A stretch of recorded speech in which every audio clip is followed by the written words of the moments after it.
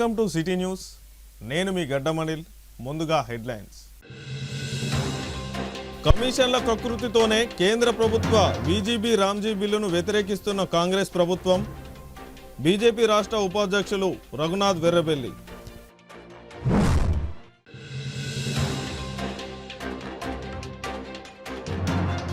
మందమరిలో జిల్లా కలెక్టర్తో కలిసి ఆర్టీసీ బస్సును ప్రారంభించిన రాష్ట్ర గనుల శాఖ మంత్రి వివేక్ వెంకటస్వామి. మందమరి రామకృష్ణాపూర్ వయా మంచిర్యాల మధ్య ప్రయాణ సౌకర్యం మరింత మెరుగుపడేందుకు ఆర్టీసీ బస్సును మంత్రి వివేక్ వెంకటస్వామి ఈరోజు ప్రారంభించారు. ఈ సందర్భంగా మంత్రి వివేక్ వెంకటస్వామి మాట్లాడుతూ ప్రజలకు సురక్షితమైన ప్రజా రవాణా సేవలు అందించడమే ప్రభుత్వ లక్ష్యమని, గ్రామాలు పట్టణాలు అనుసంధానిస్తూ ఆర్టీసీ సేవలను విస్తరిస్తున్నట్లు తెలిపారు. ఈ నూతన బస్సు సేవతో మందమరి రామకృష్ణాపూర్ ప్రాంతాల ప్రజలకు జిల్లా కేంద్రం మంచిర్యాలకు చేరుకోవడం సులభతరం అవుతుందని చెప్పారు. ఈ కార్యక్రమంలో జిల్లా కలెక్టర్ కుమార్ దీపక్, ఆర్టీసీ అధికారులు, స్థానికులు, కాంగ్రెస్ పార్టీ నాయకులు తదితరులు పాల్గొన్నారు.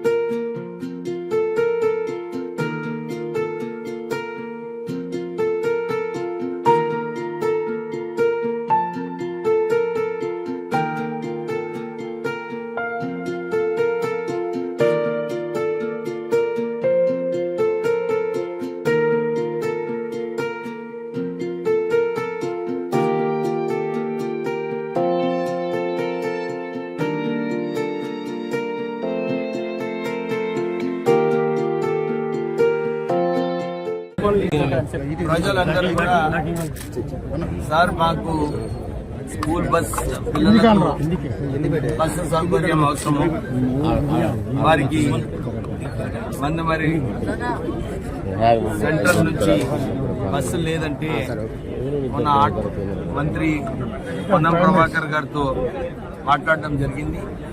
వారి ఆదేశాల ప్రకారంగా MD Telangana road transport corporation MD, ఇతర ఆఫీసర్స్ వాళ్ళందరూ కూడా వచ్చి ఇది ఇమీడియట్లీ స్టార్ట్ చేస్తాం సార్ అని చెప్పి ఈరోజు ఈ బస్ ఫెసిలిటీ స్టార్ట్ కావడం జరిగింది. నేను వాళ్ళందరికీ ఇదే కోరుతున్నాను, మీరు బస్ ఫెసిలిటీ మంచిగా వాడుకోండి. ఎందుకంటే ఇప్పుడే కలెక్టర్ గారు చెప్పినట్టు మహిళలకు బస్ ట్రావెల్ ఫ్రీ ఉంది, కానీ స్కూల్ టైమింగ్స్లో స్కూల్ పిల్లలకు పోవటానికి ఆ ఫెసిలిటీ కల్పించాలని చెప్పి అందరితో కోరుతూ మళ్ళొక డిమాండ్ వచ్చింది మార్నింగ్ 5 o'clock. ఎందుకంటే భాగ్యనగర్ ఎక్స్ప్రెస్ ఆపడం వలన ప్రజలకు ఇబ్బంది ఉంది. మందమరి టు హైదరాబాద్ 5 గంటలకు ఒక బస్సు వేయాలని చెప్పి వారికి కూడా కోరడం జరిగింది. ఆర్టీసీకి త్వరలోనే ఆ బస్ ఫెసిలిటీ కూడా ప్రారంభం చేస్తాం. మొన్న రివ్యూ మీటింగ్లో కూడా నేను చెన్నూరు నియోజకవర్గంలో, ఇక్కడే కాదు మందమరే కాదు, చెన్నూరు టౌన్లో, చెన్నూరు గ్రామాలలో అన్ని చోట్ల కూడా కనెక్టివిటీ వచ్చేలాగా డిస్కస్ చేయడం జరిగింది. ఆర్టీసీ వాళ్ళందరూ కూడా 4 బస్సులు మాకు వస్తే బాగుంటుందని చెప్పి వారు కోరారు. దాని ప్రకారంగానే ఎండి గారు కూడా తక్షణమే 4 బస్సెస్ శాంక్షన్ చేశారు. సో అన్ని గ్రామాలు కూడా ఆర్టీసీతోనే లింక్ అవుతాయి. నేను అన్ని ఎక్కడైతే రోడ్లు బాగాలేవో ఆ రోడ్లు కూడా చాలా మటుకు ఫారెస్ట్ ఏరియాలో ఉన్నప్పటికీ కూడా ఆ పర్మిషన్స్ తీసుకొని ఆ రోడ్స్ కూడా మంచిగా చేసి ఈ బస్సు సౌకర్యం కల్పించేలాగా చూస్తున్నాము. చెన్నూరు టు కాటారం, చెన్నూరు టు మాదేపూర్, మన కాళేశ్వరంకి గుడికి పోవడానికి కూడా దుగ్గినపల్లి నుంచి, ఎర్రగొంటపల్లి నుంచి ఈ 2 రూట్లు కూడా ఆల్టర్నేటివ్ డేస్లో ఆ బస్సు నడుస్తుంది. సో ప్రజలకు ఏదైతే సౌకర్యం అవసరమో అన్ని కూడా ఆర్టీసీ ద్వారా మనం కల్పిస్తున్నాము.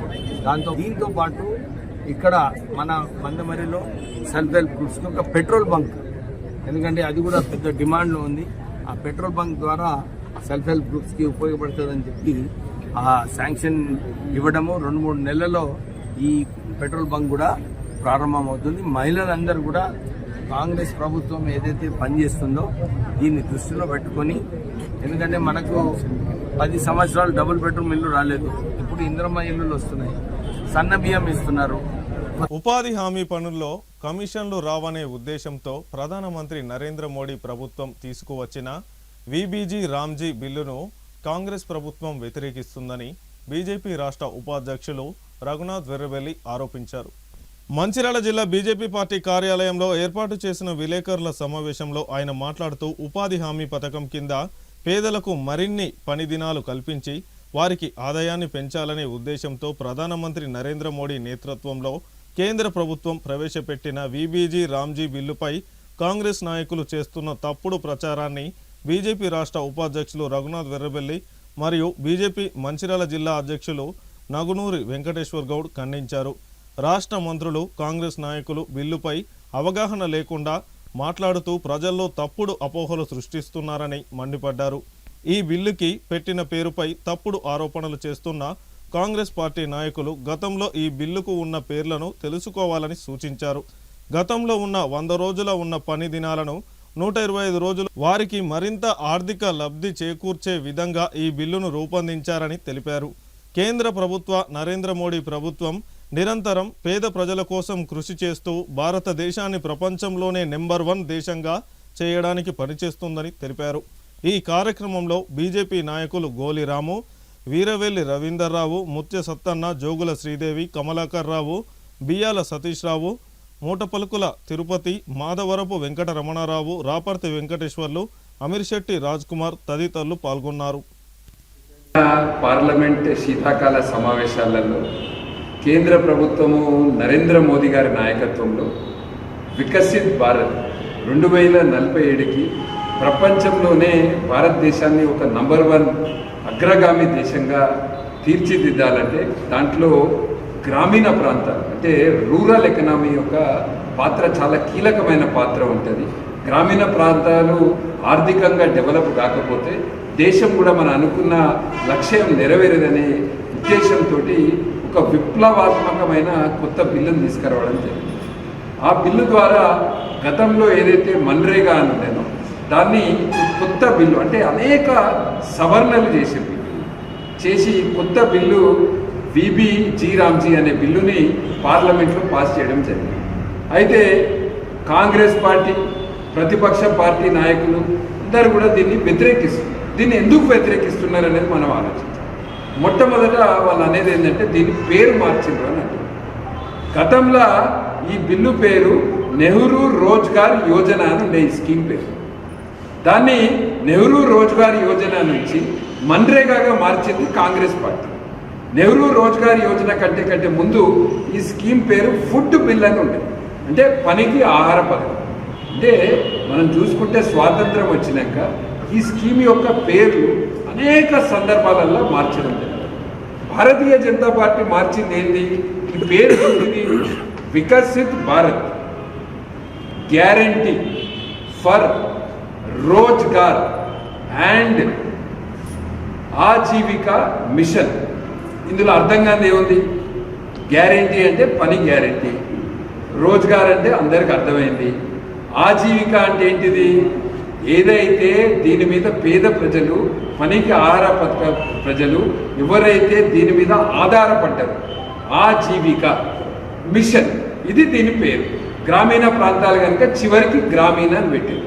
మొదలున్న జీ గ్యారంటీ, మధ్యలో రూరల్ అండ్ ఆజీవిక మిషన్, లాస్ట్కి గ్రామీణ. ఇది ఈ బిల్లు యొక్క పూర్తి పేరు. అయితే ఈ పేర్ల రాముని పేరు వస్తే మరి కాంగ్రెస్లోకి ఏం అభ్యంతరమో మాకు అర్థం కాదు. మేమైతే సంతోషపడతాను రాముడు అన్నింటిలో వస్తాడని, కానీ కాంగ్రెస్ పార్టీ వాళ్ళకు ఇలా రాముని పేరు వచ్చేసరికి ఇవాళ వాళ్ళకు మైనారిటీ ఓట్లు పోతాయనే భయంతో ఇవాళ కాంగ్రెస్ పార్టీ వ్యతిరేకిస్తుంది. ఒకటి పేరు. రెండోది ఎందుకు వ్యతిరేకిస్తున్నారు అంటే ఈ పని ఇప్పుడు ఎట్లున్నదంటే ఇది ఒకటి 100 రోజులు అన్న దగ్గర 100 రోజులు ఎక్కడ అయితలేదు. సగం 50 రోజులు ఇంత మట్టి ఎత్తిపోతారు, ఇంత చెరువులు ఏదో పని చేస్తాను అని చెప్తారు, లెక్కలు రాసుకుంటారు, గవర్నమెంట్ నుంచి పైసలు తీసుకుంటారు. దీనికి ఒక ప్రాపర్ అకౌంటబిలిటీ అనేది లేదు. ఏ పని మీద ఎంత ఖర్చు అయింది, నిజంగా ఇన్ని కోట్ల రూపాయలు ఖర్చు పెడతాం, మరి దీంతో ఏమైనా ఉపయోగం ఉన్నదా అనేది ఆలోచన లేదు. ఇది కేవలం కాంగ్రెస్ ఎమ్మెల్యేలకు, కాంగ్రెస్ పార్టీ నాయకులకు, కమిషన్లు ఒక అవినీతికి ఒక పెద్ద దందాగా మారింది ఈ మన్రేగా పథకం. అందుకనే దీంట్లో అనేక సవరణలు తెచ్చారు. ఇప్పుడు తెచ్చిన సవరణ ఏంటిది? మొదటి సవరణ 100 రోజులది 125 రోజులు చేశారు. నిజంగా కూడా ఒక కుటుంబానికి 100 రోజుల పని జరిగితే ఆ కుటుంబానికి 30,700 రూపాయలు ఈ బిల్లు ద్వారా వస్తుంది. ఇప్పుడు ఇంకా 25% పెరిగింది. అంటే ఇప్పుడు 37,000 రూపాయలు ఆ కుటుంబానికి వస్తుంది. అంటే కుటుంబం యొక్క ఆదాయం, పేద కుటుంబం యొక్క ఆదాయము కరెక్ట్గా చేస్తే ఈ బిల్లు ద్వారా ఇంకా 25% పెరిగింది.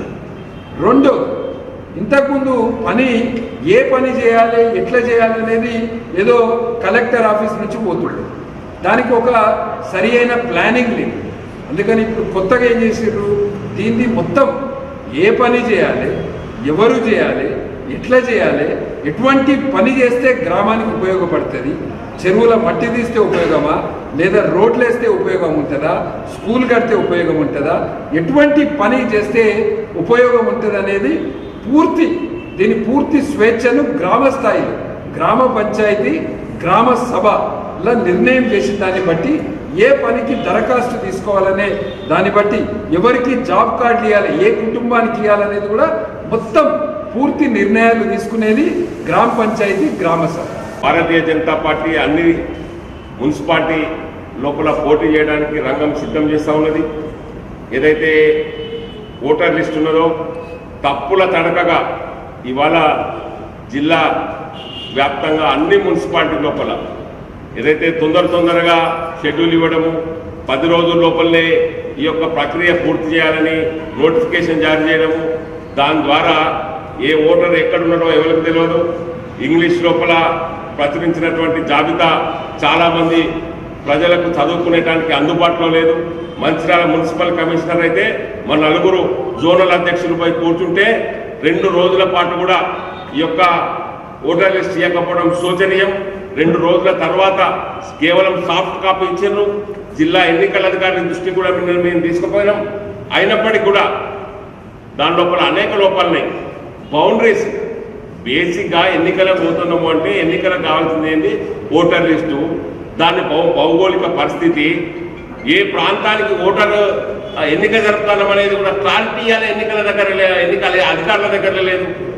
60 డివిజన్ల లోపల మంచిర్యాల మున్సిపాలిటీలో, మంచిర్యాల కార్పొరేషన్ లోపల డివిజన్ బౌండరీస్ ఏర్పాటు చేయకపోవడము, రూట్ మ్యాప్ ఇవ్వకపోవడము ఎంతవరకు సమంజసం అని చెప్పి నేను ఈ సందర్భంగా మనం చేస్తా ఉన్నాను. సాగారావు గారి అంచెల దగ్గర ఓటర్ లిస్ట్ ఉంటుంది, కమిషనర్ భారతీయ జనతా పార్టీ నాయకులకు ఓటర్ లిస్ట్ చేయడు, ఎంతవరకు సమంజసం అని ప్రశ్నించినప్పుడు నేను ప్రశ్నిస్తా ఉన్నా.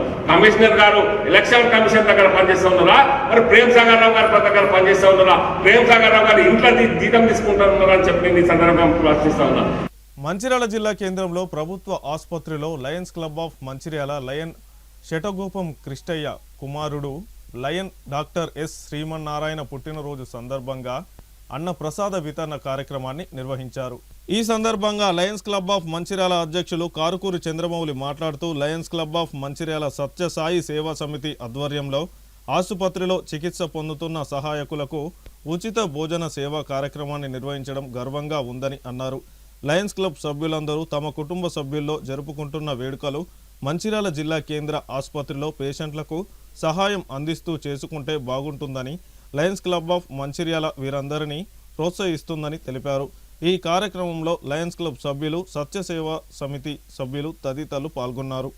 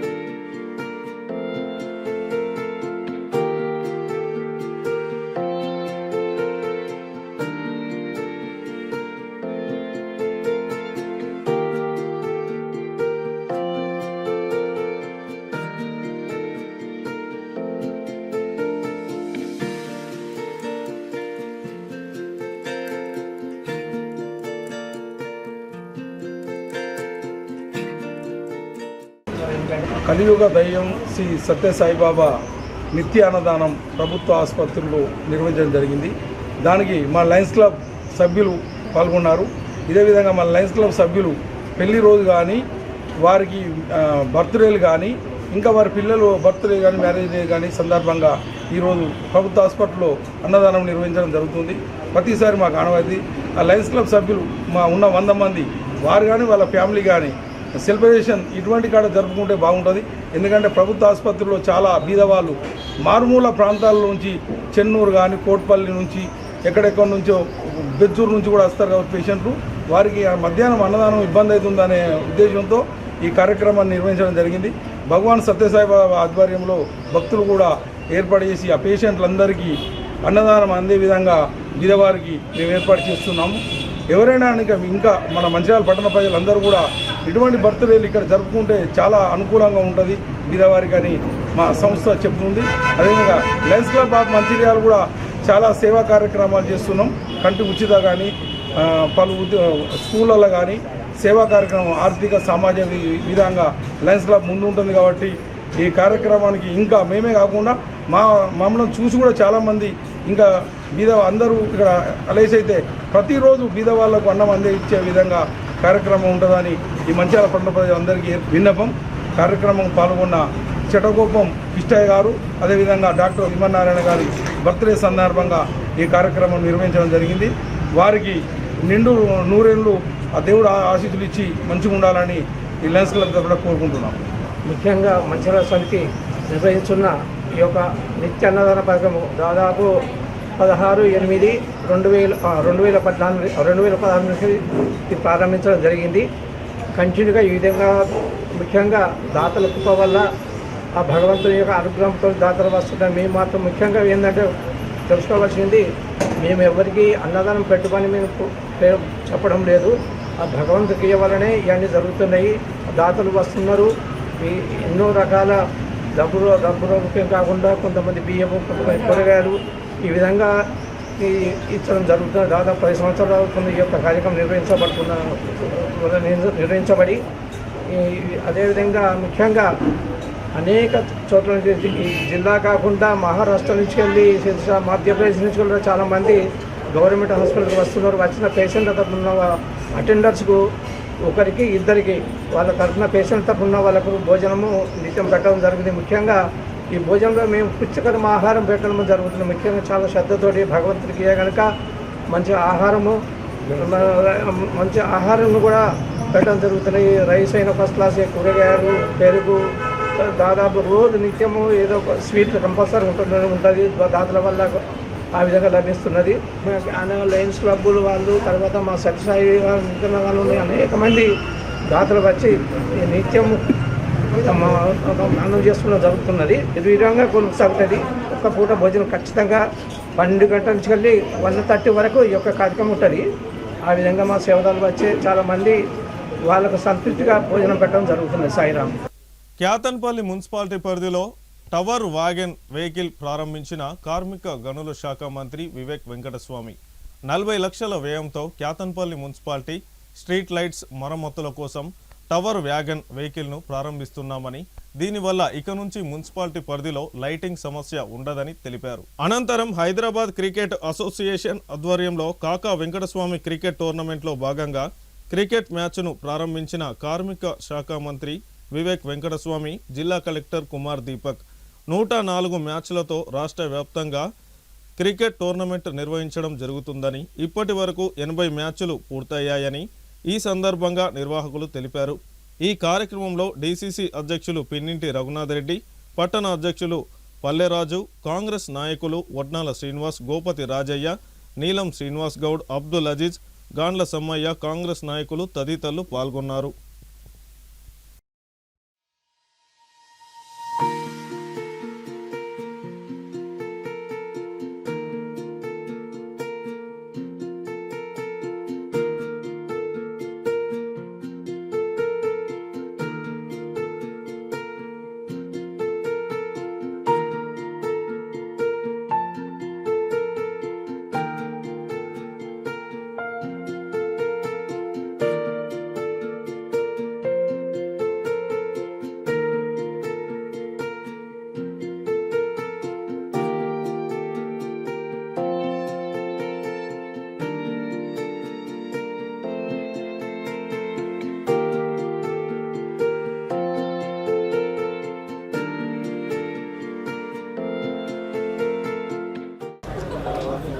సో ఈ క్రికెట్ టూర్నమెంట్ సార్ ఏమైనా ఆర్గనైజ్ చేస్తున్నారు, అది చాలా ఇంపార్టెంట్ ఉన్నాయి. ఎందుకు ఇప్పుడు ఉన్న టైంలో ఫిజికల్ వర్క్స్ చాలా తగ్గిపోతున్నాయి. అంటే జస్ట్ 25-30 ఇయర్స్ మన WHO పరంగా 2400 కిలో క్యాలోరీస్ ఒక పర్సన్ తినాలి. ఇప్పుడు అంతా తింటే ఏం ఫిజికల్ ఎక్సర్సైజ్ లేకుండా ఒబెసిటీ, ఇతర నాన్ కమ్యూనికేబుల్ డిజీజ్ అన్ని వస్తున్నాయి. అంటే 25-30 ఇయర్స్ ముందు చూస్తే మేజర్ కాజ్ ఆఫ్ డెత్ అంటే కమ్యూనికేబుల్ డిజీజ్. ఆ టైంకి ఏమైనా ఉన్నాయి, మేబీ మలేరియా, డెంగ్యూ సంబంధించిన ఆర్ ప్లేగ్, అట్లా చాలా ఉన్నాయి. కానీ ఇప్పుడు చూస్తే మేజర్ కాజ్ ఆఫ్ డెత్స్ ఏముంటది? Non communicable disease, life style disease, diabetes నుంచి అన్ని ఆర్గన్స్ ఫెయిల్ అవుతుంది, ఆర్ హైపర్ టెన్షన్ నుంచి సేమ్ గా క్యాన్సర్స్, అట్లా అది అన్ని ఇష్యూస్ ఎందుకు వస్తున్నాయంటే మన లైఫ్ లో ఫిజికల్ యాక్టివిటీస్ తగ్గిపోయింది.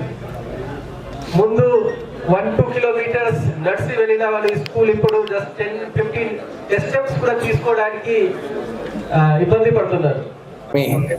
మెమోరియల్ టోర్నమెంట్ ఏదైతే రాష్ట్ర వ్యాప్తంగా హైదరాబాద్ క్రికెట్ అసోసియేషన్ ద్వారా నడుస్తుందో, హైదరాబాద్ క్రికెట్ అసోసియేషన్ వారు గ్రామాలలో నుంచి కూడా క్రికెటర్స్ని ప్రోత్సహించాలి, వీళ్ళకు కూడా ఒక మంచి అవకాశం కల్పించాలని చెప్పి హైదరాబాద్ క్రికెట్ అసోసియేషన్ ఆలోచన ఉండే. నేను ఇంతకుముందు హైదరాబాద్ క్రికెట్ అసోసియేషన్ ప్రెసిడెంట్ ఉన్నప్పుడు అప్పుడు కూడా మొత్తం జిల్లాలలో ఒక టోర్నమెంట్ నిర్వహించి అక్కడ నిజంగానే TTL తెలంగాణ T20 లీగ్ అన్నమాట. ఆ రోజులలో ఎవరు కూడా ఊహించలేదు. కానీ అప్పుడు డిస్ట్రిక్ట్స్ నుంచి మంచి క్రీడాకారులను తీసుకొని అప్పుడు మన Adilabad district, combined Adilabad district అప్పుడు గెలవడం జరిగింది. అంటే అందరు అనుకున్నారు హైదరాబాద్ రంగారెడ్డి నుంచే గెలుస్తారు అనుకున్నారు. కానీ ఇక్కడ మన గ్రామాల నుంచి వచ్చిన క్రీడాకారులు, క్రికెటర్స్, వారికి టర్ఫ్ వికెట్స్ మీద ఆడే అవకాశం లేనప్పటికీ కూడా వాళ్ళు ఆ టోర్నమెంట్ గెలవడం జరిగింది. నాకు కూడా చాలా ఉండే డిస్ట్రిక్ట్స్లలో టర్ఫ్ వికెట్స్ స్థాపించి అక్కడ ప్లేయర్స్కి టర్ఫ్ పైన ఎట్లా ఆడితే వాళ్ళు నేర్చుకోవాలని చెప్పి చాలా తపన ఉండే. కానీ ఆ రోజులలో కుదరలేదు, నన్ను డిస్క్వాలిఫై చేసినారు. సో ఆ ప్రోగ్రాం కూడా పోయింది. తర్వాత మొన్న ఒక 2 సంవత్సరాల క్రితము ఇక్కడ కూడా పెద్దపల్లి పార్లమెంటరీ కాన్స్టిట్యున్సీలో మనము కాకా వెంకటస్వామి కప్పు పెట్టాలని అప్పుడు పెట్టినప్పుడు చాలామంది క్రీడాకారులు, చాలామంది క్రికెటర్స్ వారు వచ్చి చెప్పినారు, సార్ మీరు రాష్ట్ర వ్యాప్తంగా ఈ టోర్నమెంట్ చేస్తే బాగుంటుందని చెప్పి వాళ్ళందరూ కూడా కోరడం జరిగింది. వాళ్ళు వారి ఆ కోరిక దృష్టిలో పెట్టుకొని, లేదు ఎవరు ఏమైనా కానీ, ఎవరు ఏమనుకున్నా కానీ అన్ని చోట్ల కూడా, అన్ని డిస్ట్రిక్ట్లలో, అన్ని పాత 33 డిస్ట్రిక్ట్లలో ప్లేయర్స్ తీసుకొని సుమారు 500 మంది ప్లేయర్లు ఈ టోర్నమెంట్లో ఆడుతున్నారు. అంటే ఇప్పుడే ఆగమరావు గారు చెప్పినట్టు 80 మ్యాచ్లు అయినాయి ఆల్రెడీ. ఇంకొక 20 మ్యాచ్లు ఉన్నాయి. 17వ తారీఖు నాడు ఫైనల్స్ హైదరాబాద్లో జిమ్ఖానా క్రికెట్ స్టేడియంలో జరుగుతుంది. ఆ రోజు కూడా ఎవరైతే గెలిచినారో వారికి ప్రైజ్ డిస్ట్రిబ్యూషన్, ప్రైజ్ మనీస్ కూడా ఇవ్వడం జరుగుతుంది. ఏ విశాఖ ఇండస్ట్రీస్ మేము ఎప్పుడు కూడా ఒకటే ఒక ఆలోచన, ఇప్పుడే కలెక్టర్ గారు చెప్పినట్టు ఫిజికల్ యాక్టివిటీ ఉండాలి, స్పోర్ట్స్ ఉండాలి. స్పోర్ట్స్ ఉన్నప్పుడే మనకు ఒక క్యారెక్టర్ బిల్డింగ్ ఉంటుంది, ఒక పట్టుదల వస్తుంది, ఒక ధైర్యం వస్తుంది. మనం ఎట్లా మన ఆశయాలు సాధించుకోవాలని చెప్పి ఆ తపన రావాలంటే స్పోర్ట్స్మెన్ స్పిరిట్, స్పోర్ట్స్లో ఆడినప్పుడే మనకి ఇవన్నీ కూడా వస్తాయి. తో ఈ క్యాతన్పల్లి మున్సిపాలిటీ పరిధిలోని RK1 ప్రాంతంలో క్రిస్టియన్ శ్మశాన వాటికకు భూమి పూజ చేసిన కార్మిక గనుల శాఖ మంత్రి వివేక్ వెంకటస్వామి, జిల్లా కలెక్టర్ కుమార్ దీపక్. ఈ సందర్భంగా వారు మాట్లాడుతూ స్థల కేటాయింపులో సింగరేణి సహకారం మరువలేమని, ఎన్నికల్లో ఇచ్చిన హామీని త్వరలోనే నెరవేర్చబోతున్నామని తెలిపారు. 20 లక్షల నిధులతో ప్రహారీ నిర్మాణం, శ్మశాన వాటిక, మౌలిక వసతులను కల్పిస్తామని తెలిపారు. క్యాతన్పల్లి మున్సిపాలిటీలో గత 2 సంవత్సరాల్లో అన్ని విభాగాల్లో అభివృద్ధి పనులను చేస్తున్నామని ఈ సందర్భంగా వివరించారు. ఈ కార్యక్రమంలో డీసీసీ అధ్యక్షులు పిన్నింటి రఘునాథ్ రెడ్డి, పట్టణ అధ్యక్షుడు పల్లెరాజు, ఒడ్నాల శ్రీనివాస్, గోపతి రాజయ్య, గాండ్ల సమ్మయ్య, కాంగ్రెస్ నాయకులు, మున్సిపాలిటీ కమిషనర్ గద్దెరాజు, అధికారులు పాల్గొన్నారు. ఇప్పుడే మన క్రిస్టియన్ సోదరులు చెప్పినట్టు క్రిస్టియన్ కమ్యూనిటీ నుంచి నేను వచ్చి అడిగినప్పుడు, సార్ మాకు ఒక క్రిమటోరియం కావాలి, మాకు జాగా కావాలని చెప్పి మీరు అందరు కూడా అడగడం జరిగింది. నేను ఎమ్మెల్యే అయిన తర్వాత సింగరేణి సంస్థకు ప్రపోజల్ పంపించినాం. ఇక్కడ ఒక క్రిమటోరియం కావాలి, ఒక శ్మశాన వాటిక కావాలి, ఒక కబ్రస్థాన్ కావాలని చెప్పి సింగరేణికి ప్రపోజల్ పంపిస్తే 3 సార్లు రిజెక్ట్ అయింది. ఈ ల్యాండ్ ఇవ్వడానికి రిజెక్ట్ కావడం జరిగింది. కానీ మళ్ళీ ఒకసారి నేను కలెక్టర్ గారు చెప్పాను, మీరు మళ్ళా ఒక ప్రపోజల్ పంపించండి, నేను పోయి కూర్చుంటా సిఎండి గారి దగ్గరికి చెప్పి సిఎండి గారి దగ్గర కూర్చొని ఈ ల్యాండ్ మనము జబర్దస్తిగా అలాట్ చేయించుకోవడం జరిగింది. చాలా సంతోషమైన విషయం ఏంటంటే ఈ ల్యాండ్ రావడము, 20 లక్షల రూపాయలు శాంక్షన్ చేయించడము, ఈరోజు భూమి పూజ చేసి తొందరగానే ఈ పనులు ప్రారంభం కావాలని చెప్పి నేను కమిషనర్ గారికి ఆదేశాలు ఇవ్వడం జరిగింది. వారు అన్నారు 2 నెలల్లో ఈ పని కూడా పూర్తిగా చేసుకుంటాం సార్, అప్పుడు మీరు మళ్ళీ ఇనాగ్రేషన్కి రావచ్చు అని చెప్పి వారు చెప్పడం జరిగింది. మీరు ఇప్పుడే కమ్యూనిటీ హాల్ కావాలండి. అవును సార్, డెఫినెట్లీ మంచి కమ్యూనిటీ హాల్ కూడా మీకు కట్టించే బాధ్యత మీరు జాగా ఉందన్నారు ఆల్రెడీ. ఒక ఎస్టిమేట్ తీసుకోండి, 25-30 లక్షలకు మంచి కమ్యూనిటీ హాల్ కోసము ఒక ఎస్టిమేట్ తీసుకురండి. మనము వచ్చే సమయంలో దాన్ని శాంక్షన్ చెప్పి ఇది అయిన తర్వాత ఆ పని మనం తీసుకుందాం. ఓకేనా? జరుగుతున్నటువంటి కార్యక్రమంలో మరి సమాధుల స్థలం కొరకై చాలా సంవత్సరంలోకి వెళ్ళి మరి పోరాడి దేవుని దయ వలన మరి ఈ యొక్క స్థలము రావడం జరిగింది. అయితే ఈ స్థలం కొరకు మరి సార్ వివేక్ గారిని మరి మంత్రి గారిని అడిగినప్పుడు వారు స్పందించారు. ఎందుకంటే సార్ మాకు సమాధుల స్థలము ఇప్పటికి ఉంది, కానీ అది ఫారెస్ట్ అడవిలో ఉంది సార్, అది కొంచెం మా గేటు దాటిపోవాల్సి ఉంది కనుక ఇబ్బంది అవుతుంది సార్, కనుక దయచేసి మీరు మాకు అది సహాయం చేయాలి అని మేము మందమారిలో సార్ని అడిగాము. సార్ని అడిగిన తర్వాత సారు స్పందించారు. మరి 2 సార్లు ఏంటంటే సార్ సమాధుల స్థలం సార్ అంటే అప్పుడు సారు సరే మంచిది నేను మీకు ఇస్తాను అని చెప్పేసి అన్నారు. మీరు అప్లికేషన్ పెట్టారంటే ఇప్పటికి చాలాసార్లు పెట్టాను సార్ అని చెప్పాము. సరే అయితే నేను అన్ని సార్ చెప్పారు. అది అన్న తర్వాత సారు మాట తప్పకుండా మరి అది మేము ఎప్పుడైతే అప్లికేషన్ ఇచ్చామో దాని తర్వాత ఒక వారం రోజులకే ఈ యొక్క సమాధుల స్థలం కొరకు అనౌన్స్మెంట్ చేశారు.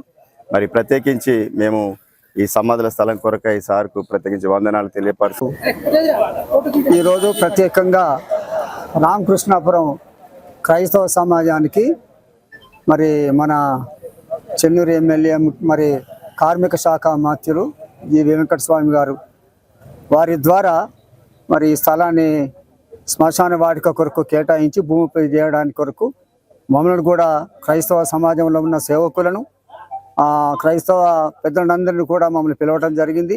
ఆ విషయంలో మేమంతా హర్షించుతున్నాం. చాలా కాలంగా ఎంతో కాలంగా గత 10 సంవత్సరాలుగా మేము ఎక్కడెక్కడో తిరిగాం. కలెక్టర్ గారి దగ్గరికి వెళ్ళినాం, ఎమ్మెల్యే గారు గత ఎమ్మెల్యే గారి దగ్గరికి వెళ్ళినాం, తర్వాత ఎక్కడెక్కడో వెళ్ళినా కూడా ఎటువంటి పని జరగలేదు. ఈరోజు కాంగ్రెస్ పార్టీ తరఫున మరి మన కార్మిక శాఖ మంత్రులు వారికి కూడా ఎన్నోసార్లు మేము రిప్రజెంటేషన్ ఇచ్చాం. ఎక్కడంటే స్టేడియంలో రిప్రజెంటేషన్ ఇచ్చినాం, ఇంటికి వెళ్ళి రిప్రజెంటేషన్ ఇచ్చాం.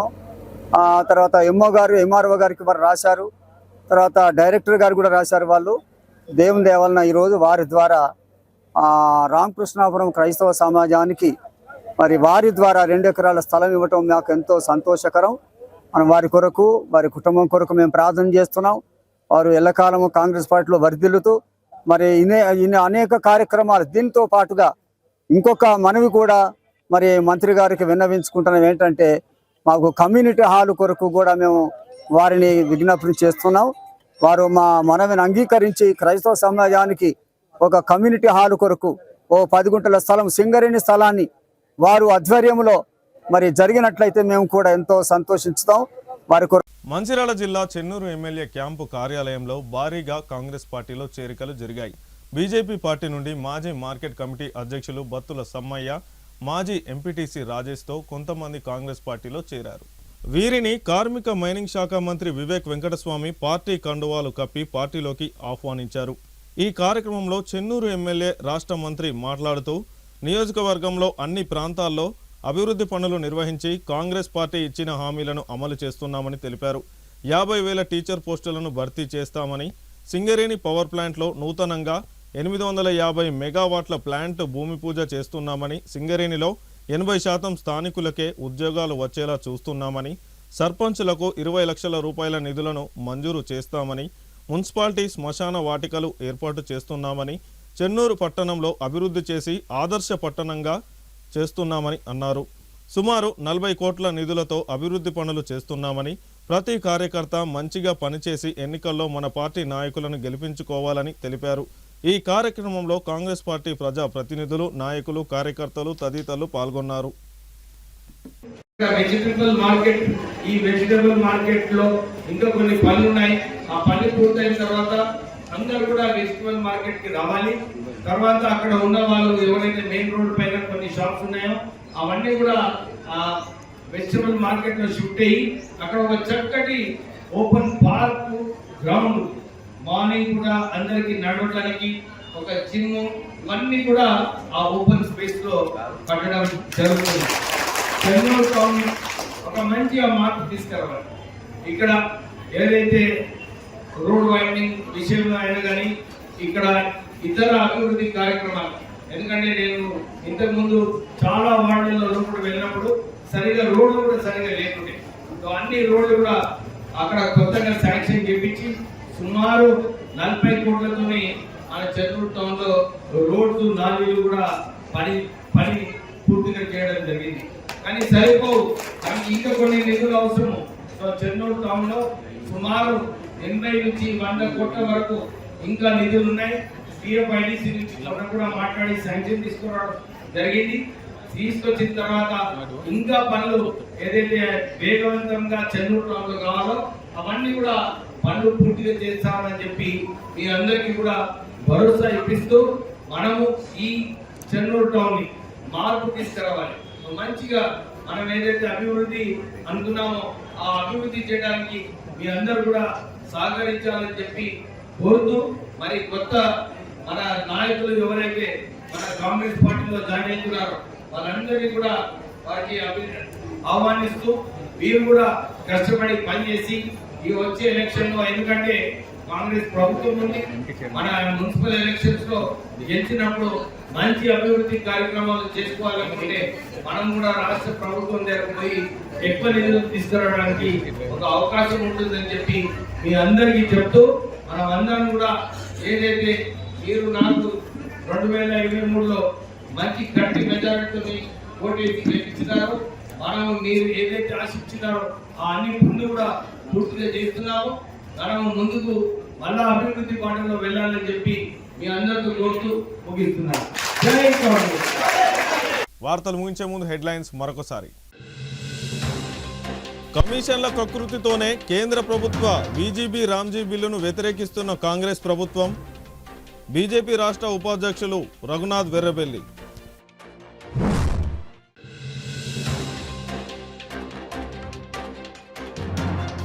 మందమరిలో జిల్లా కలెక్టర్తో కలిసి ఆర్టీసీ బస్సును ప్రారంభించిన రాష్ట్ర గనుల శాఖ మంత్రి వివేక్ వెంకటస్వామి. తిరిగి రేపటి సిటీ న్యూస్లో మళ్ళీ కలుసుకుందాం. అంతవరకు సెలవు. నమస్కారం.